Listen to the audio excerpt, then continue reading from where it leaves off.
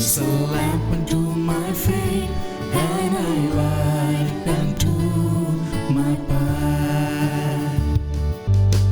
Thy word is a lamp unto my feet, and a light unto my path. First reading. A reading from the prophet Jeremiah, chapter 7, verses 1 to 11. The following message came to Jeremiah from the Lord. Stand at the gate of the house of the Lord, and there proclaim this message. Hear the word of the Lord, all you of Judah, who enter these gates to worship the Lord. Thus says the Lord of hosts, the God of Israel, reform your ways and your deeds, so that I may remain with you in this place.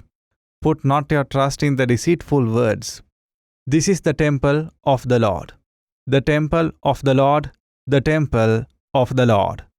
Only if you thoroughly reform your ways and your deeds, if each of you deals justly with his neighbor, if you no longer oppress the resident alien, the orphan, and the widow, if you no longer shed innocent blood in this place, or follow strange gods to your own harm, will I remain with you in this place, in the land I gave your fathers long ago and forever. But here you are, putting your trust in deceitful words to your own loss. Are you to steal and murder, commit adultery and perjury, burn incense to Baal, go after strange gods that you do not know, and yet come to stand before me, in this house which bears my name, and say, we are safe, we can commit all these abominations again? Has this house which bears my name become in your eyes a den of thieves? I too see what is being done, says the Lord. The word of the Lord. A reading from the Holy Gospel according to St. Matthew, chapter 13, verses 24 to 30.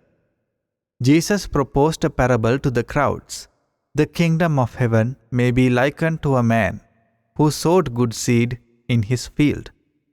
While everyone was asleep, his enemy came and sowed weeds all throughout the wheat, and then went off.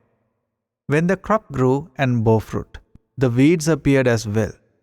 The slaves of the householder came to him and said, Master, did you not sow good seed in your field? Where have the weeds come from? He answered, An enemy has done this. His slaves said to him, Do you want us to go and pull them up?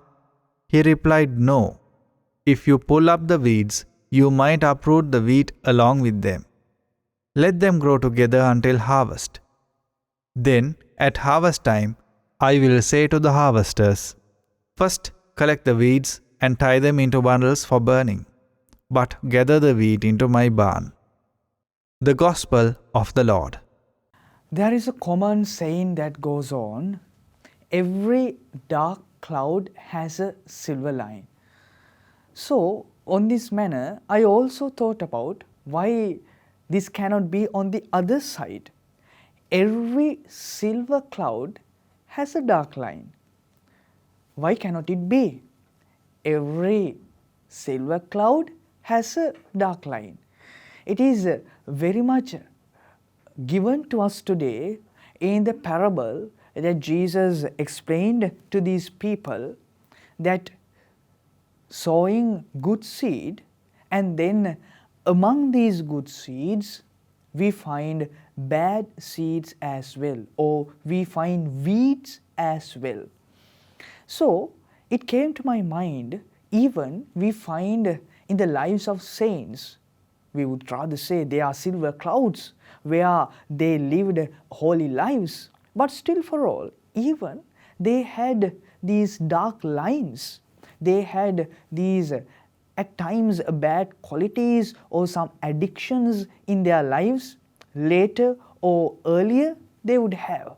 And they would always struggled with these bad qualities or virtues or addictions in their lives.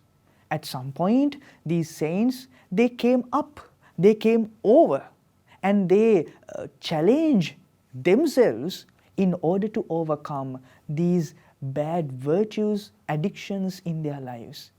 And this is what we find in this beautiful parable today, where when Jesus said this parable, narrated this story, it is said that workers, they asked the master that we sowed good seeds, but there are weeds as well. So shall we just pick them up and shall we unroot these weeds away? But the master said, do not do it. Let them grow together. Good seeds as well as the bad seeds. Good plants as well as the bad plants. Do not uproot the bad plants. Let them grow. And there will be a time where when it comes for the harvesting, then you would rather first uproot the bad plants.